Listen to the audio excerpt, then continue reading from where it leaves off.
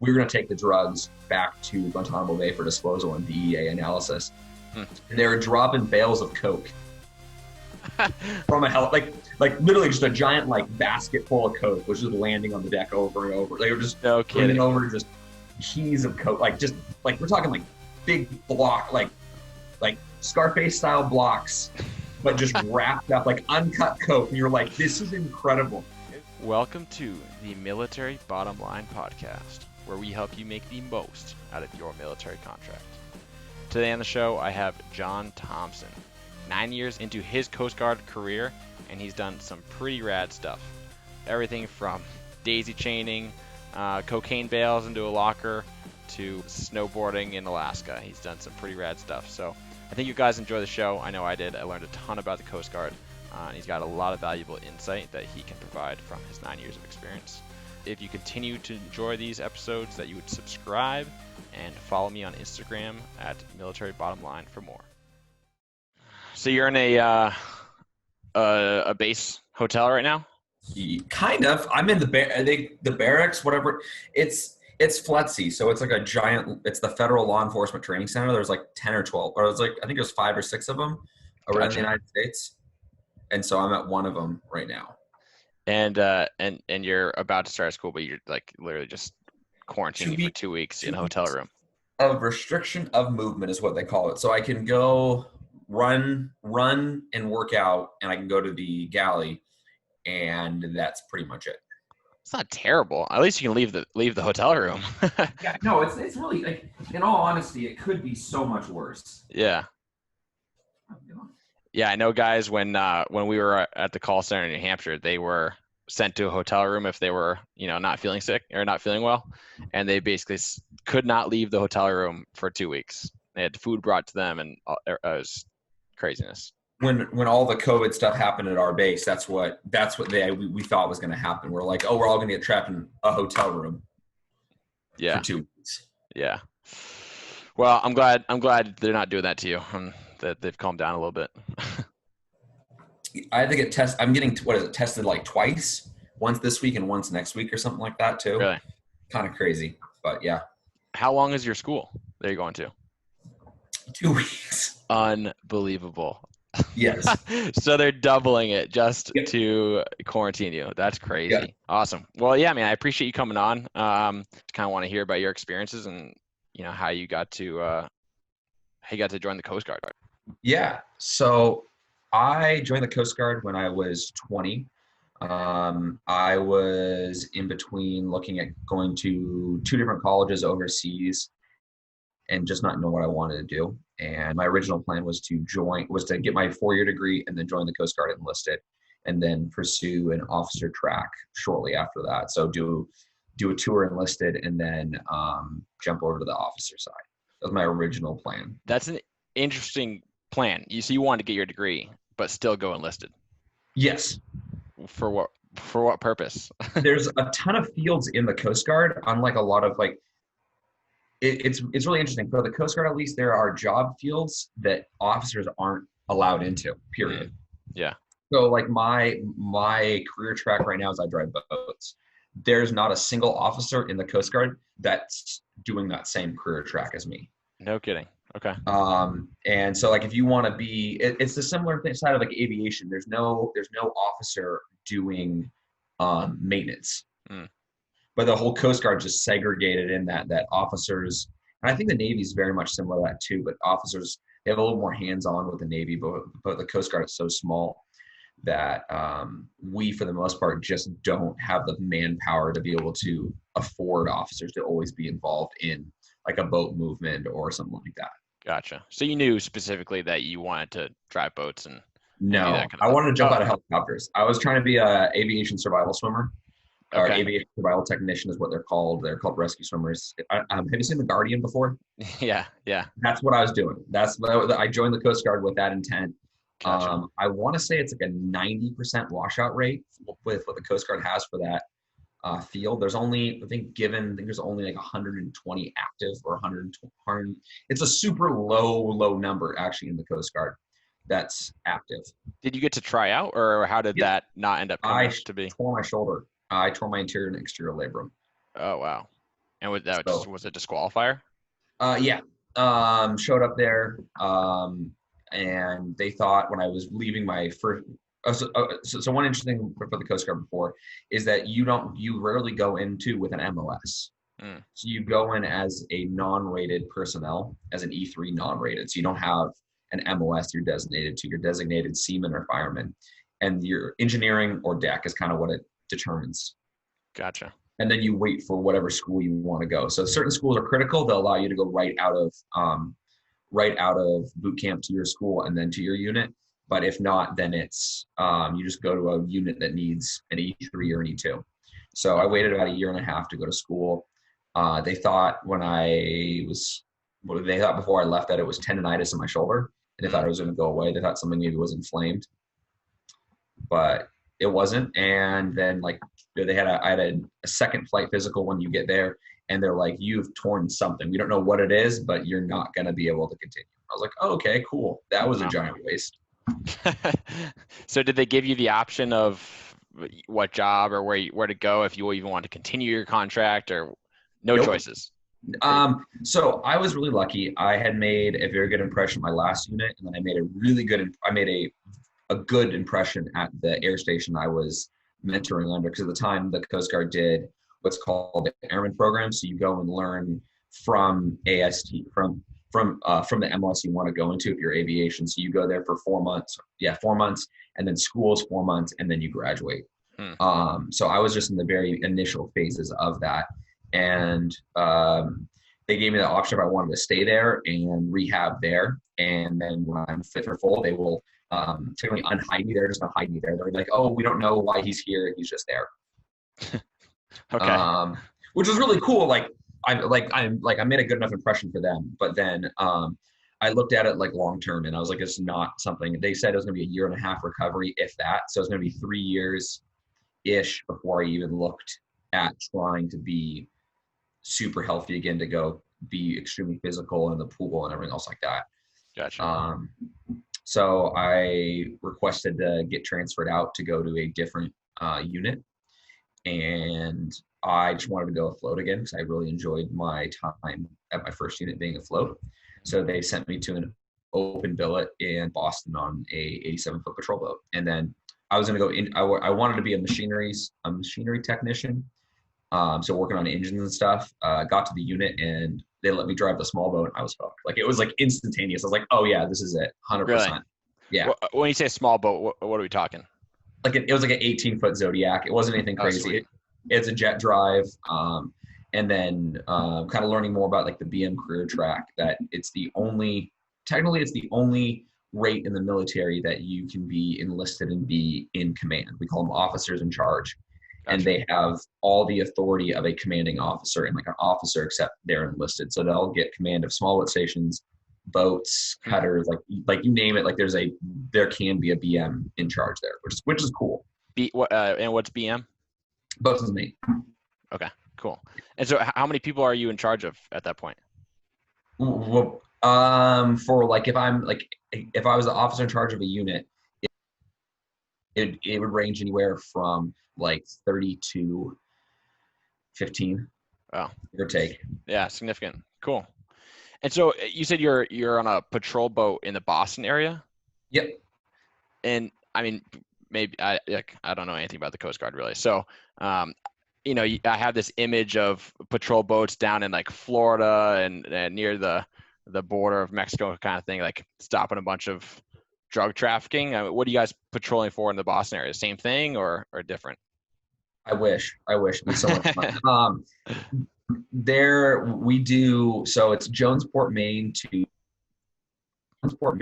the end of New York, right? The New York border with Jersey, and that whole area is living marine resources. So you're doing counterfish stuff. So you're trying to find people who are illegally fishing in closed areas. Gotcha. You're doing wreck boat safety and stuff, and just general security. And then the other thing we did security escorts in Boston for the liquid natural gas stuff that comes in. Okay.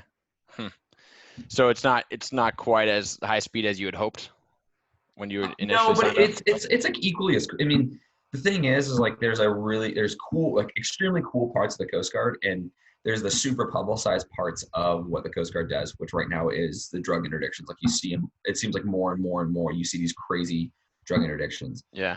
But there's other amazing parts of the Coast Guard, and that's what my favorite part is there's not a single part that's not unique.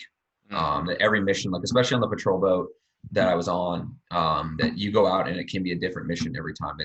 Sometimes it's stopped, sometimes it's going and trying to find one boat that the Coast Guard's tracked down or NOAA's tracked down. So these guys we think are doing something illegal, and you go find them, board them, or it's, hey, be in this area, wait for people to fish in it, and then see what their catch documentation is. So it's always something cool, and it's always something interesting, in my opinion. I know some people don't like the fishery side. I think it's very interesting.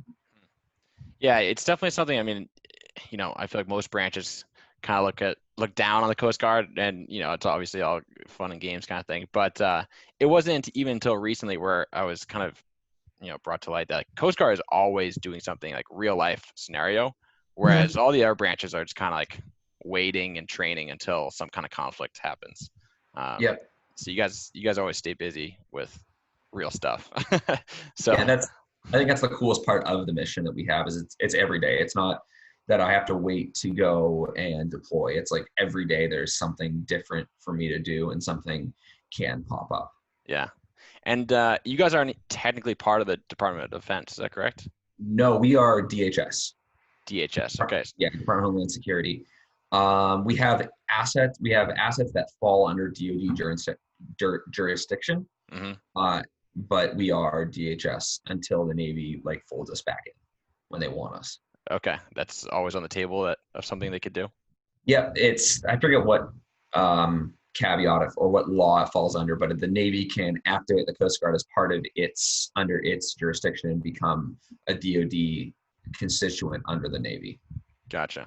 How does that impact being part of DHS rather than DoD? How does that impact your contract, your benefits? Do you still receive the same VA type benefits, or yeah, everything's the exact same. Same. They keep, for what my understanding is that the reason why DHS is the preferred option for the Coast Guard is our interdiction ability and the fact that we operate so heavily on U.S. soil. Gotcha. They can put cutter instead of the big boats not being able to go to certain a perfect example of this is warships can only go to certain ports that are friendly to the United States that say yes, you can house a warship here. However, though, a Coast Guard cutter is not always considered a warship because it's not under DoD. So they can go to different areas and moor up in different areas and make it a more versatile asset for us to use. Interesting. So you guys do a lot of work abroad? Yeah. That's yes and no. Outside of U.S. territorial waters, kind of, sort of. We do a lot of drug interdiction, stuff like that outside of U.S. territorial waters. That's the primary big mission for what the cutter fleet is used for, is that interdiction ability. Gotcha. So you're not, I've heard before, I think, rumor kind of thing, the Coast Guard somehow plays a role in different ports prior to the Navy docking there. Do you guys have a role there? So you're going to Asia and South Pacific kind of thing before a Navy fleet shows up, or is that incorrect? No, that's one of the ones that I've never, we have what's called port security units that are all reservist members, and they'll activate them to go over one of their jobs is to go to Korea, and they cycle through who it is, and they work out of Guantanamo Bay too. They're one of the ports. They're one of the assets that the Coast Guard uses out of Guantanamo Bay to guard that port. It's just, there's so many weird.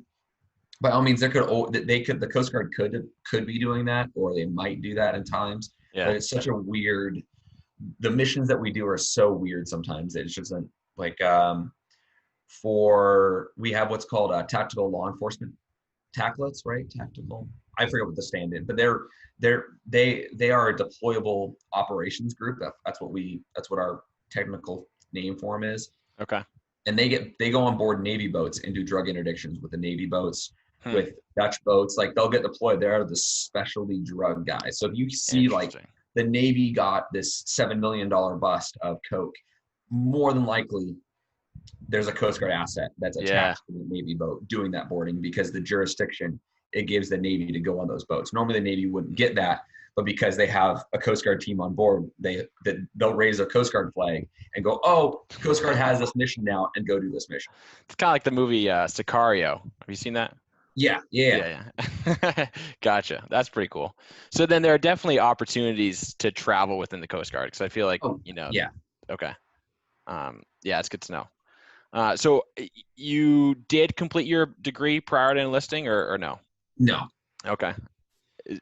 And why did you decide to jump the gun on that and join before? Just looking at it, like the degree that I was wanting to get just didn't. The career track where I was going to go wouldn't have mattered if I got it then or I wanted it now. Yeah. And joining, rather than waiting 2 years to join or 3 years to join, it was like, might as well join now, get it going, and then finish my degree later. Gotcha. And how long have you been in now? Just at 9 years. 9 years. And are you continuing school through this time? You still have the goal of commissioning at some point, or what's your thought on that? Yep.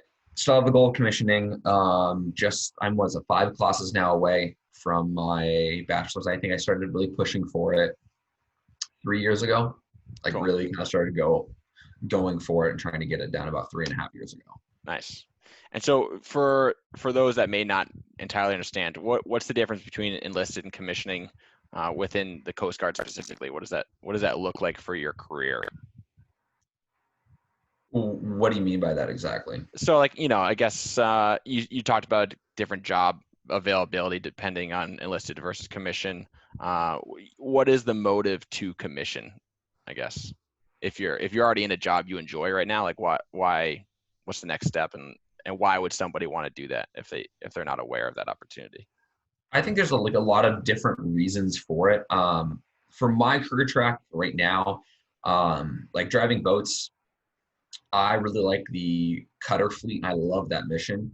And I've kind of exceeded my quota until I can get a executive officer slot as enlisted to go back afloat, because I have so much sea time rated that other people need that time. So that's, for me at least, like, I really just want to be able to do more of that mission and be more proactive in that. And there's a lot of cool stuff that there's more policy driven stuff and more mission oriented stuff that officers get to do over enlisted. But there are like career tracks in the Coast Guard that correlate directly to an officer field. Like we have preventions, which is all like if you have a spill, it's an oil spill, or inspections for big container ships coming in.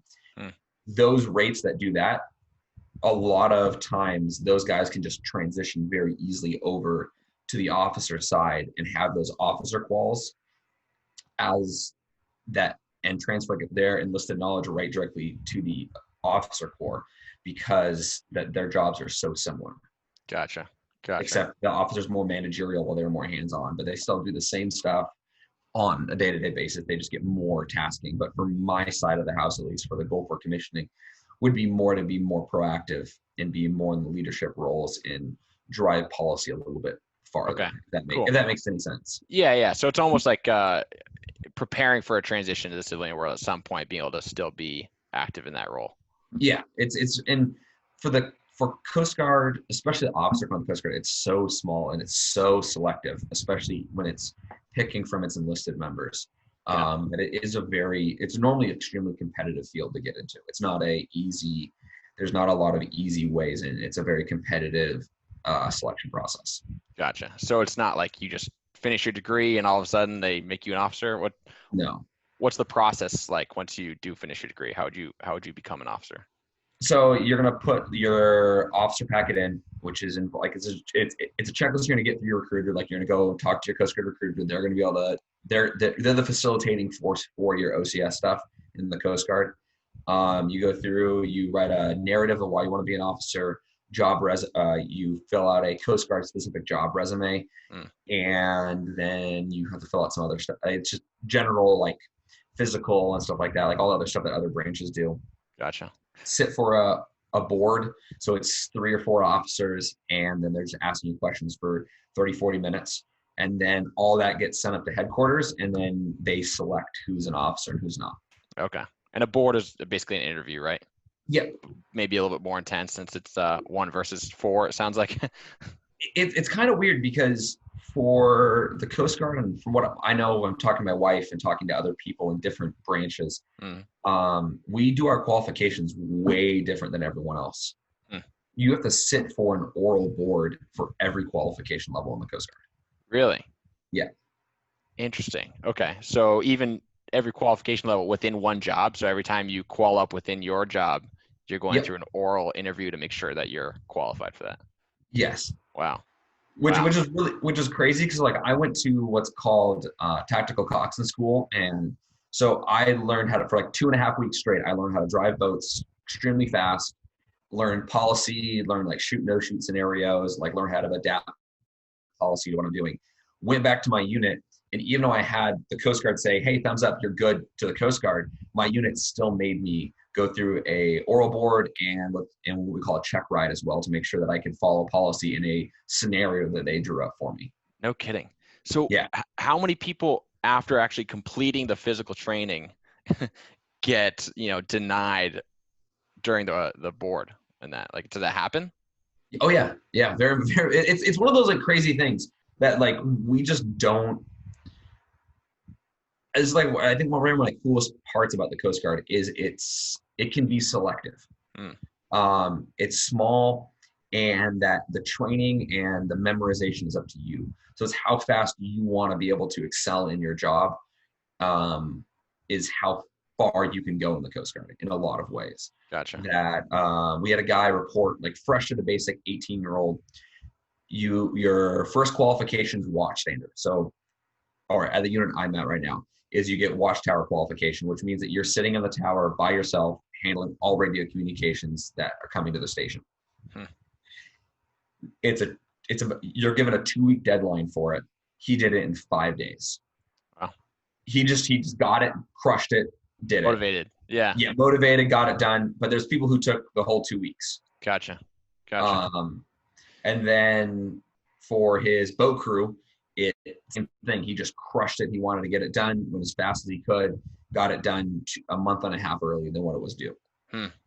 Is it purely memorization at that point, or is it interview skills, communication, presentation kind of thing, or what kind of advice would you give to somebody that is maybe preparing for Coast Guard and going to have to do a lot of these boards? It's perception.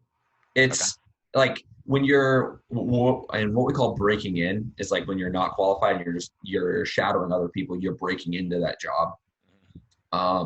A lot of it is convincing people that you can do the job before you go into that interview, into that board. Gotcha. And you can kind of mess up on your board here and there. It's not like, hey, you answered this one question wrong, you failed. I mean, it's kind of one of those general perceptions, like, does this person meet? Normally you'll have a checklist of like, hey, like pass, fail kind of questions, kind of stuff like that. And that there's people who've just done mediocre on their boards, but we know that they're just not good interviewers. Like they just don't interview well. Yeah. They get really nervous. They choke up. They just get really nervous, but we know they can do the job. So that's why the check ride's there, is to make sure that maybe you didn't get the knowledge 100% right, but on a check ride, if you crush your check ride, it kind of changes it around. And then vice versa as well. Like you can do extremely good on knowledge and then go to the real world application and just bomb it. Okay. So there's definitely something to be said for building a stronger reputation in there and having people, prove that you're a hard worker and capable, and people vouch for you, even if you may not do so well in a different area. Yeah. So awesome. Cool. So what's next for you? I mean, you're in this school right now. Then you kind of go back to Boston and go back to the patrolling, or what does that look like? So right now I'm at a small boat station. So I go back there. I have to sit for a board, right? Even though I just was here for doing a 2-week long school to be able to be to be like, hey, thumbs up, like you're good to be a federal boarding officer, go through all the scenarios. I still have to go back to my unit and then qualify there as a boarding officer. Like long-term wise for career-wise, I'm trying to put in for OCS this year. Okay. But, Nice. So why, I mean, would you advocate for somebody joining the Coast Guard, especially being married to somebody that was Air Force, Air National Guard, and knowing, a different side of it? Would you advocate for somebody joining the Coast Guard over a different branch or at all? yes and no. I think it depends with what you want to do. Yeah. There's so many cool career tracks in the Coast Guard that you can make it what you want. Like, I think that's one of the reasons why I've stayed in so long is you can make it what you want. Because I feel like the common misconception is that you have no control over your career once you're in the military. You were in the Marine Corps, right? Correct. Okay, so for you guys, and you were like a mechanic, right? You were aviation mechanic? Aviation operation stuff. Not really mechanic-y, but operations, yeah. And you were E5, right? You said? Yeah. Okay. As an E5, what were your collateral duties? Man, what would be like the average collateral duties for an E5 in the Marine Corps? Man, that's a good question. Yeah, it's been a couple years. What did I do collaterally? So, we had groups of individuals, if they were overweight or failed PT tests, there would be somebody that usually excelled on those PT tests to be responsible for ensuring that those group of people will pass the next time. Yeah. So, that'd be an option. Being like barracks NCO, ensuring that the duties, that are this 24-hour duty in the Marine Corps, they're cycling through, they're keeping everything secure on the barracks to make sure people aren't being drunk and killing each other or anything like that. So, then there's the gym NCOs. Like, there's a number of other collateral duties that you could take on if you want to, but they're not always glamorous. So for the Coast Guard, this is why for the Coast Guard is one of my favorite things. Yeah. I have like my primary MOS is to drive boats, do like rescue and survival systems and stuff like that. Okay. My collateral jobs that I've just accumulated for the fun of it is I run our units, all of our PA stuff. So I run all of our Facebook page stuff. Oh, interesting. Any sort of PA like photo op event like through the Coast Guard, I can contact them. Like that's the primary means. It's still, again, like if they need authorization, it's still going to go to the CO. Like they're still going to get the CO involved, but like I handle all the day-to-day, like any Facebook posts and stuff like that. So like they give you access to the official Coast Guard Facebook? Yeah, I have access to the official Station Portsmouth Harbor Facebook page. No kidding. That's pretty significant. I mean, you could easily put a black eye on on the Coast Guard there if you wanted to. I wouldn't. It's just cool because like that's the level of responsibility what an E5 has in the Coast Guard. I do finance. My last unit, I did property management. I did unit health promotion coordinator stuff in my last unit. What else? I run what we call LDAC. I don't know if you guys have LDAC as well, but it's a leadership and diversity council at your unit. I run that for my unit right now.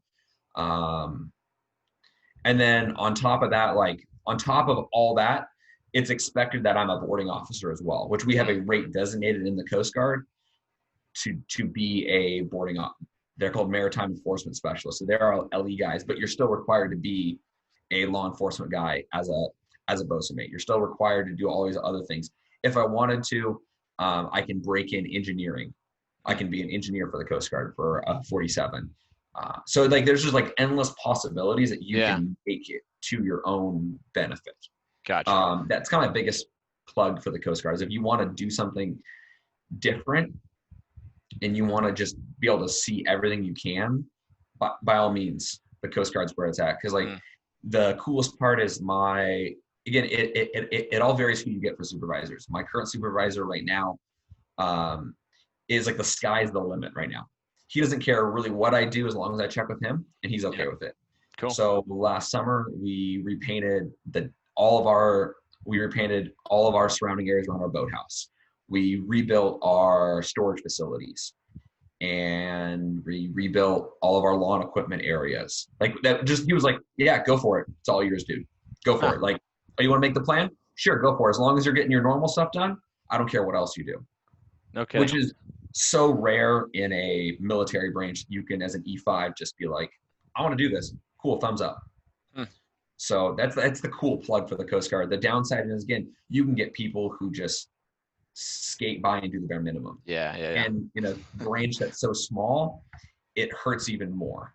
Not saying it's bad, like everyone needs those kind of people, but for like bigger branches, if you just specialize in just your job, it's really easy just to do your job. For sure. Yeah, because somebody else is gonna do the other job. Like maybe exactly. That's maybe somebody's actual job is to do that. So yeah, that makes sense. So basically, if you want to take charge of your career and kind of direct it where you want, you have to take up some of these collateral duties and side jobs to prove to your superiors that you're actually worth your weight. In a way, yes. In a way, no. Like I've seen people who just excel at being a boat driver and being just following like their career lanes, and they're excellent at what they do. But at a certain point, like, because again, like being a BM is driven towards that command philosophy, that command end goal is you want to be a OIC or an XP of a unit. You have to diversify your career and be able to learn different side jobs before you get to that one where you're in charge of everything at a unit. Gotcha. Cool. I'm curious. I didn't prep you for this one, but what are some of your highlights of your career? I mean, 9 years in the Coast Guard, you've been enjoying it. What are some of the cool days that you've had? Cool days? Like, what do you mean by cool days? Like, just the Coast Guard's allowed me to do this, or like? Yeah, where you're like, dang, like I'm getting paid to do this right now. Like, this is pretty rad. Ooh, okay. I've wasted some money for the taxpayers. Definitely. Oh, okay. No. Like, I don't know, like probably top 5 cool things I've got to do. Or see one when I was 20 years old and seeing a Navy, like the little baby Chinooks. I don't know what they're called, like the little baby rotor. I think it was one of those, or maybe it was like a Jayhawk or something like that. I can't remember what it was. Okay. They're dropping bail. They just got a drug bust, and we were going to take the drugs back to Guantanamo Bay for disposal and DEA analysis. They were dropping bales of coke from a like literally just a giant like basket full of coke was just landing on the deck over and over. They were just bringing over just keys of coke, like just like we're talking like big block, like Scarface style blocks, but just wrapped up like uncut coke. And you're like, this is incredible. That was one of those things that will always stick with me, that we're like and we watched them like, this is crazy. It's just coke. Yeah. Massive amounts of, like, probably millions of dollars worth. Oh yeah. And then we all had to handle it and like put it in like the secure locker area of the boat or whatever it was. So like it was a daisy chain of 80 people just handling keys of coke that pass back and forth to each other. That's wild. Yeah, that was pretty wild. Like the Coast Guard has a lot of security zones for air shows. So when I was on the 87-foot patrol boat, got to be like right underneath the Jones Beach Air Show, and I got to take some super sweet pictures of Blue Angels like flying like 50 feet above the boat. Like you could see the pilots. Super cool to do that. Nice. Yeah, you do some good photography work, so that's awesome that you get that opportunity. What else? Oh, I took a volunteer opportunity to go to St. Paul, Alaska. Cool. Which is an island about 200 miles above the Aleutian chains and about 300 miles offshore. And that's where the deadliest catch fleet moors into for the Apelio crabs. So I got to go there for 4 months. It was one of those like times where you just get lucky. It was the craziest winter they had in 50 years. Normally it's a super mild winter because of the jet stream that flows in there. So I think we had like over 200 inches of snow in 4 months. Wow. So we got to go. They had a snowcat there, which is like, I don't know if you've seen, what's it called? A National Treasure, the very first National Treasure. Have you seen that? Yeah. The opening scene, like where they're driving those big, huge orange things to the boat. That's what we had. Cool. So we used that to go snowboarding. Uh, so it was the coolest thing in the world. Like big powder day, we just cut out of work and do our work like later that night or whatever, and Unreal. go snowboarding and go like us and the flight crew would just go load all of our snowboards up, throw them in the back, and then go up on these like I don't know, they're like 600-foot hills and just make jumps and kickers with a snowcat and just go snowboarding down for all day. It was like it was awesome. Yeah, it was so cool to do. Oh man, very cool. Operational wise, some of the stuff I got to do on the Key Largo was awesome on the 110. Got to be in some big waves, and then got to launch and do some really cool LE missions that we were able to like make a really cool positive impact on the fishing fleet and save a couple people's lives. We had a guy cut off his finger. Like it was again, right place, wrong time. I just had gone to EMT school like 5 months prior to that, and the dude got his hand caught in what we call doors that come up. They'll like hold the load when the fishing vessel like pulls the stuff up. He got his finger caught and it ripped his whole finger off. Yikes. And we were in the right place, right time, where I got to be the first responder on scene, bag him, put him all of his stuff, grab his finger that was still on ice, wrap it up for him, and then we got to transfer the helicopter, which was cool. Like it's just like little things like that make the mission cool. But like hearing stories from other people, like the stuff that other people have got to be a part of in the Coast Guard, just mind blowing. Make anything I say like, oh, that's what you guys have done. Like that's crazy. There's always one-uppers, so. I wouldn't even call it one-upping. It's just like the units that people have been to just have allowed certain opportunities. We have a guy who is on was a high endurance cutter, and he was previously on a deployable operations group. And the stories that he'll say are just like, you've been a part of that? Like that's crazy. Like he's been a part of getting on semi-submersible subs and pulling out just millions of dollars of coke. Like just right place, right the right place, right time, the right unit. Yeah. So it's just like stuff like that. Like it's all over the Coast Guard. Like people have different experiences throughout the whole time there. For sure. And just to make sure that that we don't make the military sound like it's all fun and games. What's at least one downside to a career 9 years later? Like what's the downside? Being home. As much as it's funny to say because the Coast Guard is not known for being away. Yeah. If that makes sense.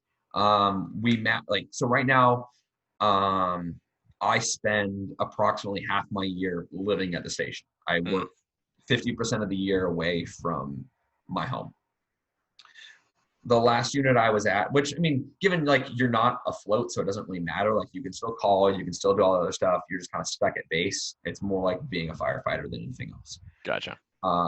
But before then, being on a cutters, doing like the cutter side of the Coast Guard, you're gone. The unit for 5 years straight. We mapped it out, and you're gone 80 to 90 days a year underway. And then on top of that, you're still standing 24-hour import duty on a certain set schedule. Yeah. So, like I think we mapped it out, and I was gone like 100 and some. I was gone plus 100 and something days a year, easy. But then there's other units in the Coast Guard that, like when I was on the 270, like the big boat out of Boston, my first unit, we were total time. I was there for a year and a half. I was in Boston for 6 months in a year and a half. Wow. So we were gone a lot, whether it was whether it was for training, whether it was for actual missions, whether it was whatever, we were gone a lot. Yeah, it adds up for sure. Yeah. Awesome. Well, and being seasick. And being what? Seasick? And being seasick. It's something that no one tells you about. You're like, oh, I'll be fine. And you get out, you're like, ooh, that's a rough day. That's an interesting point. Is that something you get over the longer you spend on a boat? Some people do. Some people don't. Yeah, I've learned how to throw up effectively. Like, it just doesn't bug me anymore. Just get it out once and be good. Yeah. Are you guys limited as to what you can take to remedy that? I don't know. I've never taken any like prescriptions for it. I know people who have prescriptions and get like the actual C6 patches that go on your arm and everything. Gotcha. But I don't think there's like any super crazy limitations for it. Gotcha. Cool.